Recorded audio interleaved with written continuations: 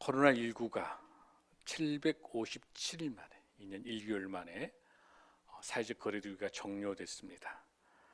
10만 명이 넘는 확진자와 함께 총 누적 확진자가 1632만 667명입니다. 우리 이제 사회가 일상으로 돌아오기를 간절히 소망하면서 하나님의 도우심을 간구합니다. 더욱 부활절을 맞이해서 안타까운 것은 우리 우크라이나의 전쟁이 있는데 이 전쟁도 종식될 수 있도록 어린아이와 우리 여성들뿐만 아니라 수많은 고통을 받고 있는 우크라이나에 하나님의 평화와 하나님의 샬롬이 임하기를 간절히 소원하면서 이번 부활절 그 어느 때보다도 샬롬이 필요한 그런 시기라 말할 수 있습니다. 오늘 우리가 마태복음 28장을 통해서 우리 예수 그리스도의 부활을 함께 생각하려고 합니다. 사복음서 내에 마태복음 28장 그리고 마가복음 16장, 누가복음 24장, 요한복음 20장을 포함을 해서 사복음서에 동일하게 설명하고 있는 이 부활절 사건은 아브라함에게 주신 모든 민족을 향한 하나님의 꿈이 2000년 후에 우리 예수 그리스도를 통해서 부활하신 우리 예수님께서 우리 제자들에게 모든 민족을 제자를 삼으라고 하는 그 명령하심이 바로 완성되는 놀라운 역사적인 사건입니다. 이 부활절은 그 어느 때보다도 우리 국민의 화합과 치유와 회복이 필요한 이 시기에 이 부활절을 통해서 우리 대한민국 이 땅에도 평화와 화합, 국민의 통합들이 이루어질 수 있는 그런 날이 되기를 간절히 소원합니다. 특별히 이 땅을 살아가고 있는 많은 절망 가운데 아픔 속에 있는 우리 이웃들에게도 부활의 소망과 생명이 선물로 이루어질 수 있도록 다 함께 선포하기를 원합니다. 특히 소외된 우리 이웃들을 함께 나누는 그 부활의 정신, 세상 끝날 때까지 우리가 함께 하겠다라고 하는 하나님의 말씀처럼 우리 주님의 그 말씀을 기억하면서 우리 이웃들에게 삶으로 증거하는 저와 여러분이 되기를 간절히 소원합니다. 그런 의미에 있어서 오늘 저희 교회가 지금까지 매년 일관되게 하고 있는 귀한 사역 중에 하나는 매일매일 우리가 바쁜 사역을 통해서 우리 쪽방촌과 독거 어르신들을 위해서 사역을 하고 있지만 특히 이번 부활절 이 귀한 날을 우리 소외되고 어려운 우리 이웃들과 함께 나누기 위해서 20일 날 사랑과 소망과 생명이 있는 이 부활절에 이 귀한 주님이 주신 이 축복을 어렵고 힘든 우리 이웃들과 나누는 시간들을 가지려고 합니다. 우리가 끝까지 땅 끝까지 복음을 전하는 전도자의 사명을 잘 감당하는 저희 교회가 되기 위해서 기도하고 중보하는 많은 성도들 또 많은 후원자들 함께하는 많은 분들과 함께 이 귀한 사역들을 잘 감당할 수 있도록 부활의 기쁨을 함께 나누기를 원합니다. 오늘 우리가 봉독했었던 마태복음 28장 1절의 말씀에 보면 안식일이 다 지나고 안식 첫날 새벽에 막달라 마리아와 다른 마리아가 무덤을 보려고 갔더니 이렇게 되어 있는데 그 부활의 현장 속에 예수님의 제자들은 아무도 보이지 않습니다.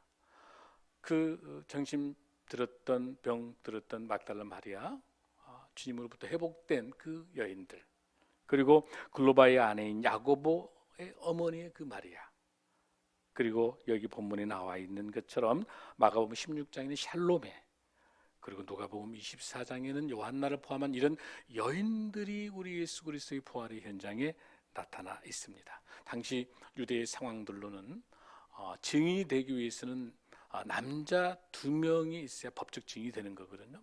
법적 효력이 없습니다. 그럼에도 불구하고 이 여성들을 통한 부활의 증인을 세우신 것은 하나님의 말씀의 정확한 역사적인 사실 그대로 지금 증명하고 있는 것이죠. 오늘 이를 통해서 부활의 증인된 삶을 살아가는 저와 여러분이 되기를 간절히 소원합니다. 2절에서 곧 큰 지진이 나며 주의 천사가 하늘로부터 내려와 돌을 굴려내고 그 위에 앉았는데 그 현상이 번개같고 그것이 눈같이 희건을. 4절에 보면은요, 지키던 자들이 그를 무서워하여 떨며 죽은 사람과 같이 되었더라. 지금 지키는 사람이 있습니다. 병정들은 지키고 있는 사람이죠. 그러나 여기에서 예수 그리스도의 부활의 현장을 찾는 사람이 있는 것처럼, 어떤 사람은 인생은 지키는 사람입니까? 어떤 사람은 찾는 사람입니까? 이 병정들은 먹고 사는 문제에 있어서 자기 생존의 문제죠. 바로 지키는 사람. 그러다 나중에 어떤 사건이 발생하게 되죠. 그 예수님께서 부활하시고 없는 그곳의 무덤을 지키다가 우리 예수님이 안 계시니까 어떻게 합니까? 제사장들에게 이렇게 이야기하게 되죠. 바로 지금 그 사내들인 공예에서 이렇게 이야기하는 거예요. 지금 예수님의 십체가 없어지게 되면 안 되는 거란 말이에요. 그래서 제자들이 훔쳐갔다라고 해라, 이렇게 거짓말을 하게 되고 거기에 어마어마한 뇌물을 받게 되고 여기에 대한 문제가 되게 되면 내가 책임지겠다라고 하는 그 거짓 가짜 뉴스로 다 덮어질 수 있겠습니까? 덮어질 수 없는 거거든요. 자, 뇌물 주면 해결될 수 있는 겁니까? 뇌물 받고 거짓말하는 인생 살아가는 그 지키는 자의 인생을 사실 겁니까? 아니면 부활된 증인된 삶을 살아갈 수 있는 그런 증인된 삶, 첫 증인의 삶을 살겠습니까? 우리 주님께서 이 시간에 부활절에게 저희들에게 엄격하게 묻고 계십니다. 사랑하는 성도 여러분, 그러면서 5절에서 이렇게 말씀합니다. 전사가 여자들에게 말하여 이르되 너희는 무서워하지 말라. 십자가에 못 박히신 예수를 너희가 찾는 줄을 내가 아네. 십자가에 못 박혀 돌아가신 그 예수님을 찾는 줄을 너희들이 찾지 않느냐라고 천사가 이야기하고 있는 것처럼 6절에서 이렇게 이야기합니다. 그가 여기에 계시지 않고 그가 말씀하신 대로 살아나셨느니라. 와서 그가 누우셨던 것을 보라.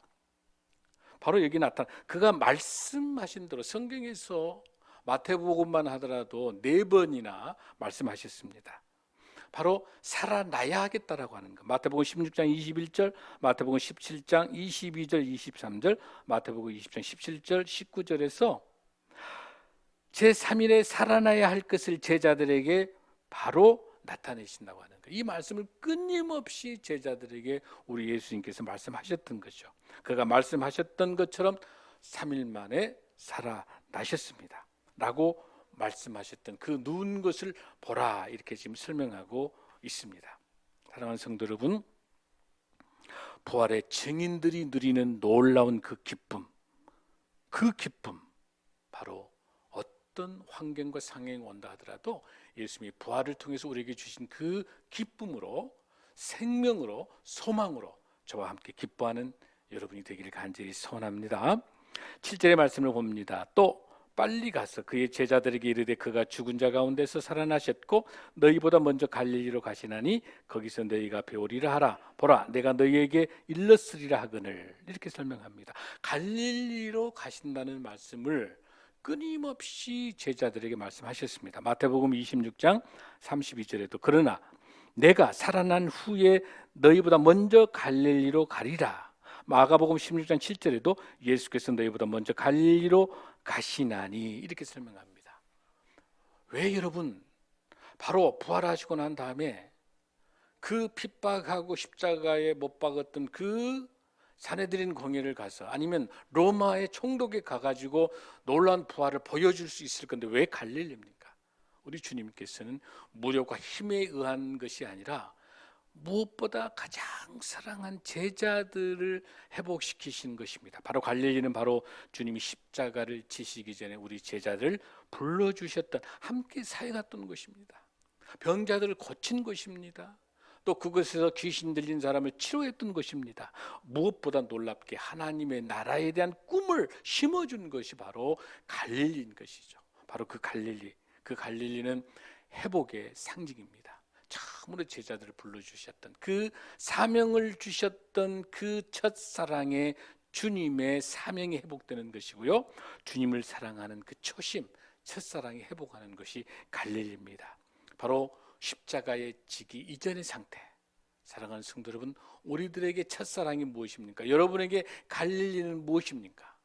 우리에게 그 갈릴리의 첫사랑의 믿음에 회복되는 저와 여러분이 될 줄로 믿습니다. 우리 주님께서 말씀하신 야곱에게 있어서도 하나님이 야곱에게 이르시되 일어나 베델로 올라가서 거기 거주하라. 창세기 35장 1절에도 35장 3절에도 우리가 일어나 베델로 올라가자 내 환난 날에 내가 응답하시며 내가 가는 길에서 나와 함께 하신 하나님께 내가 거기서 제단을 쌓으며 라고 말하. 하나님의 영적 베델을 통해 만나 주신 그 곳, 하나님이 만나 주신 그곳으로 그 베델로 올라가자라고 하는 야곱의 그 일어나 베델로 가자라고 한 것처럼 똑같이 우리 예수님께서도 갈릴리로 가자, 갈릴리에서 만나자, 흩어져 있는 제자들의 갈릴리로 부르시는 놀라운 그 은혜를 우리가 함께 이 시간에 살펴볼 수가 있는 겁니다. 사랑하는 성도 여러분, 그러고 난 다음에 주님께서 말씀하십니다. 그 여자들이 무서움과 큰 기쁨으로 빨리 무덤을 떠나 제자들에게 알리려고 다릅니다. 그러니까 이 부활의 기쁜 소식을 빨리 제자들에게 알려주고 싶어하는 이 마리아 여성들의 그런 걸 알리기 위해서 빨리 달려가는 것이 9절에 이렇게 말씀합니다. 예수님께서 그들을 만나 이르시되 평안하냐 하시거늘 여자들이 나아가 그 발을 붙잡고 경배하니, 여기서 평안하냐라고 하는 것이 샬롬이에요. 여기서 말하는 것은 이 평안하냐라고 하는 것은 카이로예요. 기뻐하라는 것이죠. 내가 죽음에서 부활해서 살아나시는 부활을 하신 예수 그리스도가 오셔서 다시 나타날 때 놀라운 샬롬에 우리 주님께서 평안하냐라고 말씀하십니다. 얼마나 제자들은 두려워할까요? 얼마나 불안해할까요? 얼마나 무서워할까요? 그곳에 평안하냐라고 말씀하신 사랑하는 성도 여러분, 여러분의 삶에 있어서도 평안하십니까? 우리 주님께서 부활하셔서 묻습니다. 여러분의 어떤 고민과 어떤 걱정들이 있습니까? 여러분의 문제가 무엇입니까? 주님이 시간에 부활하셔서 말씀하십니다. 평안하냐고 말씀하십니다. 이럴 때 이 답을 듣고 여자들이 나아가서 그 발을 붙잡고 경배하니, 경배하며 주님께 예배드립니다. 예배를 통해서 말씀으로 회복되는 저와 역사가 있을 줄로 믿습니다. 그러나 우리 주님께서 말씀하십니다. 18절에서 예수께서 나와 말씀하여 이르시되 하늘과 땅의 모든 권세를 내게 주셨으니, 하나님께서 예수 그리스도에게 권세를 주셨기 때문에 그 예수님의 제자인 우리 모두 다도 예수님의 진정한 그 권세를 통해서 사역을 감당할 수 있는 겁니다.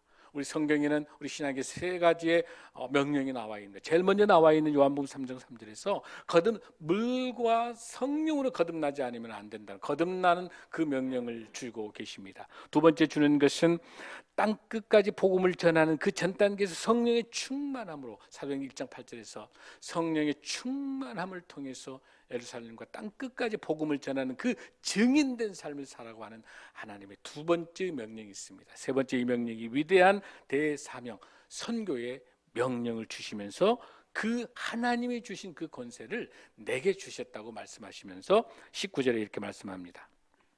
그러므로 너희는 가서 모든 민족을 제자로 삼아 아버지와 아들과 성령의 이름으로 세례를 베풀고 내가 너희에게 분부한 모든 것을 가르쳐 지키게 하라. 이 문장 속에 이 선교, 위대한 하나님의 우리 예수님의 선교 명령 속에 동사가 나타나고 있습니다. 여러분들 가라, 제자 삼아라, 세례를 베풀라, 그리고 가르쳐 지키게 하라고 하는 이 동사 중에서 어떤 것이 여러분들 본동사라고 생각합니까? 이 문장의 본동사가 무엇인 것을 찾아내는 게 아주 중요합니다. 그렇습니다. 바로 그것입니다. 제자 삼아라가 본동사입니다. 제자를 삼기 위해서 가는 것입니다. 다 분사 형태입니다. 그 본동사를 수식하기 위해서 만든 동사들이 보조동사입니다. 가라, 바로 그 가라, 바로 그것입니다. 그리고 또한 동시에 일어나서 세례를 베풀라, 세례를 베풀라고 하는 것도 바로 보조동사가 되는 것이죠. 또한 여기 본문에 나타나 있는 것처럼 원래 이 가르쳐 지키게 하라도 뭐냐면 지킬 수 있도록 가르쳐랍니다. 동사가. 그래서 이 제자 삼기 위해서 가는 것이고요, 제자 삼기 위해서 세례를 주는 것이고요, 제자를 삼게 하기 위해서 그것을 가르쳐서 끝까지 깨우칠 수 있을 정도, 그것을 지킬 수 있을 때까지 가르치는 것입니다. 바로 위대한 이 선교의 명령을 통해서 우리 주님께서 우리에게 주고 계십니다. 바로 그러면서 뭐라고 합니까? 모든 민족을 제자로 삼아라. 여기서 모든 민족은 바로 아브라함에게 주셨던 모든 족속들, 그 족속들에 대해서 주님께서 바로 제자 삼으라는 것입니다. 어떤 나라를 제자 삼는 게 아닙니다. 그 족속들, 우리 예수 그리스도를 모르는, 복음을 모르는 그 땅 끝까지 있는 모든 족속들을 찾아가서 그곳에 제자를 삼기 위해서 가는 것입니다. 제자를 삼기 하기 위해서 세례 주는 것입니다. 바로 이렇게 세례를 주고 가서 뭐 하게 됩니까? 하나님의 말씀을 잘 가르쳐내서 지키게 하는 것입니다. 말씀이 지켜져서 지켜서 우리 예수 그리스도 사역의 땅 끝까지 선교 사명을 감당할 수 있도록 하기 위한 것입니다. 여러분 그렇게 하기 위해서는 말씀으로 회복되시기 바랍니다. 말씀만이 우리에게 희망이 됩니다. 시편 119편 50절에 보면 이 말씀은 나의 고난 중에 이루라 주의 말씀이 나를 살리셨기 때문이다.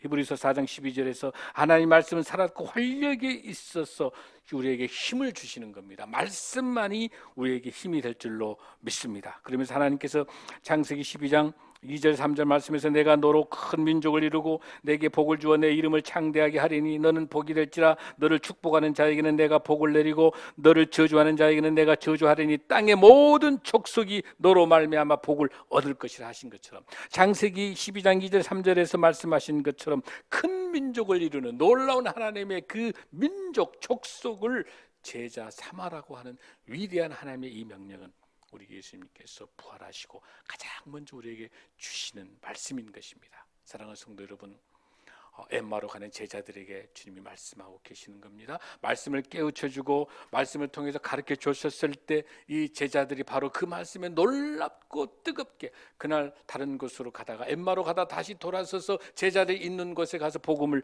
전하게 되는 것입니다. 이렇게 말씀합니다. 누가복음 24장 25절에서 이르시되 미련하고 선지자들이 말한 모든 것을 마음에 더디 믿는 자들이여 그리스도와 이런 고난을 받고 자기의 영광에 들어가야 할 것이 아니냐 하시고 이에 모세와 모든 선지자의 글로 시작하여 모든 성경에 쓴 바 자기에 관한 예수 그리스도에 관한 십자가에 돌아가시고 십자가에 부활을 하시는 이 사건에 써 있는 그 모든 모세의 오경과 선지서에 있는 이 말씀대로 지키고 계시는 그 말씀을 우리가 잘 볼 수 있습니다. 사랑하는 성도 여러분, 올해 이 부활의 이 사건은 어떤 사건입니까? 우리 삶에 어떤 의미를 주고 있습니까? 이 말씀은 고린도전서 15장 6절 말씀 보면 제일 먼저 게바에게 베드로에게 나타났습니다. 그러나 12제자에게 나타났습니다. 그리고 500명이 동시에 나타난 것입니다. 그러고 난 다음에 제일 8절에 맨 나중에 만삭되지 못하여 난 자를 내게도 보이셨는데 사도 바울이 내게도 보여주신 예수 그리스도의 그 다메섹에서 우리 예수님을 만난 그 놀라운 그 부활의 놀라운 우리 예수님을 만난 이후로 위대한 사도 바울의 역사가 시작된 것처럼 저와 여러분을 통해서 부활의 이 놀라운 은혜가 저와 여러분의 삶 속에도 놀랍게 역사할 줄로 믿습니다. 고린도전서 15장 14절에 이렇게 말씀합니다. 그리스도께서 만일 다시 살아나지 못하였다면 주님께서 부활하지 못했다고 한다면 우리가 전파하는 것도 헛것이요 너의 믿음도 그러니까 우리가 복음을 전하는 것도 헛것인 것이요 그리고 우리가 믿는 이 주님을 나의 구주로 믿는 것 이 자체도 헛것인 거예요. 왜? 주님이 부활하지 않으면 십자가에 돌아가시고 난 이후에 부활의 놀라운 역사가 없다면 믿음도 헛된 것이고 복음을 전하는 것도 헛된 거라는 것이죠. 그러면서 더 놀라운 것은 뭐냐면 17절에 여전히 제 가운데 있는 거예요. 이 부활이 없으면 제 가운데 있는 겁니다. 그 어떤 종교도 부활이 없습니다. 오직 예수 그리스도 우리 기독교만이 부활의 역사가 있을 줄로 믿습니다. 이 부활을 통해서 사랑하는 성도 여러분, 여러분의 삶 속에 진정한 부활, 여러분이 부활이 여러분에게 무엇을 주고 있습니까? 부활이 여러분을 통해서 무엇이 적용할 수 있겠습니까? 바로 그것은 오늘 이 본문에 주셨던 말씀처럼 볼지어다 내가 세상 끝날 때까지 너희와 항상 함께 있으리라 하시니라. 여러분 부활이라는 이 단어는 아나스타시스입니다. 아나스타시스라는 이 단어는 아나란 말은 먼저 또 위로 그런 뜻, 또 다시 이런 뜻이고 스타시스라는 단어는 일어서다라는 뜻, 다시 일어서는 거예요. 위에서부터 일어서는 겁니다. 아나스타시스라고 하는 이 부활이라는 이 단어는 오늘 이 본문에 나와 있는 것처럼 볼지어다 내가 세상 끝날 때까지 너희와 항상 함께 있으리라. 임마누엘, 아나스타시스, 임마누엘 이 부활이라고 하는 것은 나와 끝까지 함께 하신다는 말씀입니다. 오직 예수 그리스도가 다시 부활하셔서 나와 함께 해 주실 때 나의 형편과 상황이 어떻든지 간에 나의 삶에서 죽음에서 사망 권세 이겨내고 부활의 놀라운 역사가 생명이 다시 소망 갖게 하는 것은 아나스타시스라고 하는 부활의 이 놀라운 역사가 하나님께서 임마누엘 함께 끝까지 함께 해서는 우리 예수 그리스도가 계시기 때문에 가능한 줄로 믿습니다.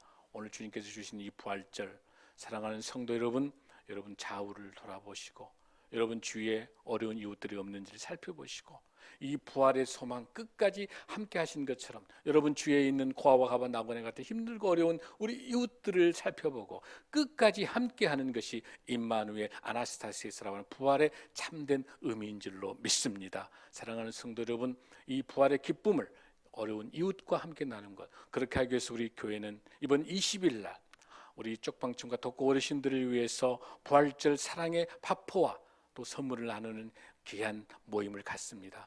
우리를 통해서 많은 죽어가는 많은 영혼들이, 특별히 우리 어르신들 평균 연령이 80이 넘기 때문에 계속 돌아오고 계시는데, 여러분 너무 귀하죠?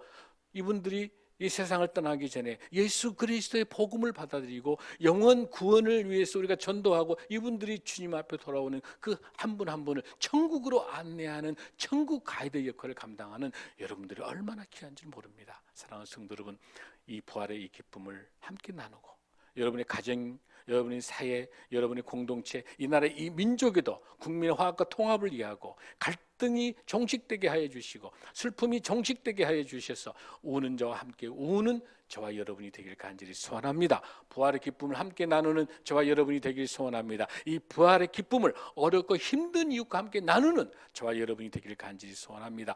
1년 365일 매 52주마다 매 주일마다 부활절입니다. 매 주일마다 매일매일 예수 그리스도의 부활의 생각을 갖고 승리하는 저와 여러분이 될 줄로 믿습니다. 할렐루야. 부활의 첫 증인 그 주신 사명, 땅끝까지 복음을 전하며 제자 삼아 예수 그리스도 복음을 전하는 저와 여러분이 될 줄로 믿습니다.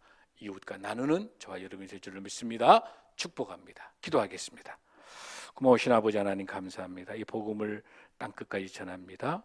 이를 위해서 함께하는 사랑하는 동역자를 축복합니다. 감사하며 예수님 이름으로 간절히 기도드립니다. 아멘. 할렐루야.